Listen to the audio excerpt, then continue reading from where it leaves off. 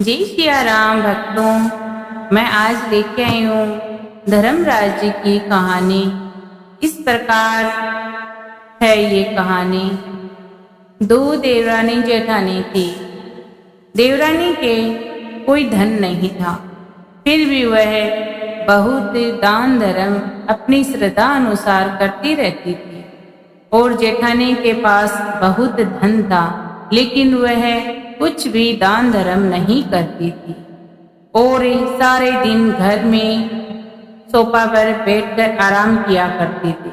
न पूजा पाठ करती और न ही स्नान आदि गंगा घाट जाकर करती थी, कुछ नहीं करती थी वह। और देवरानी गंगा घाट जाकर वैशाख मास में स्नान आदि करती थी और श्रद्धा अनुसार ब्राह्मणों को दान दक्षिणा देकर, और वह मन की बहुत ही अच्छी थी। श्रद्धा और प्रेम से वह हर काम करती थी, गरीबों की मदद करती और किसी को कोई सहायता की आवश्यकता थी तो वह जरूर अपना काम छोड़कर उनकी सहायता करती थी। दोनों देवरानी जेठानी एक दिन क्या हुआ, बूढ़ी हो गए। धीरे धीरे वह बूढ़ी हो गई। तो फिर देवरानी के लिए तो भगवान ने विमान भेजा और जेठानी को यमदूत घसीटते हुए लेकर गए, उसको मारते पीटते लेके गए। जेठानी ने कहा, मुझे भूख लगी है।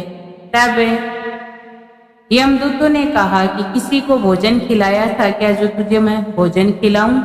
इसीलिए वह उसको घसीटते हुए ले गए। रास्ते में कांटे चुभने लगे उसको, खूब पीड़ा भोगती हुई चली गई। आगे जाके क्या देखती है कि भगवान के पास उसकी देवरानी आसन पर बैठी है भगवान के पास में, और उसको अग्नि के कुंड में डाल दिया जाता है।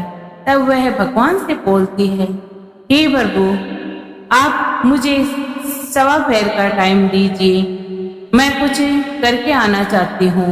तब भगवान ने उसको 1.25 का टाइम दिया।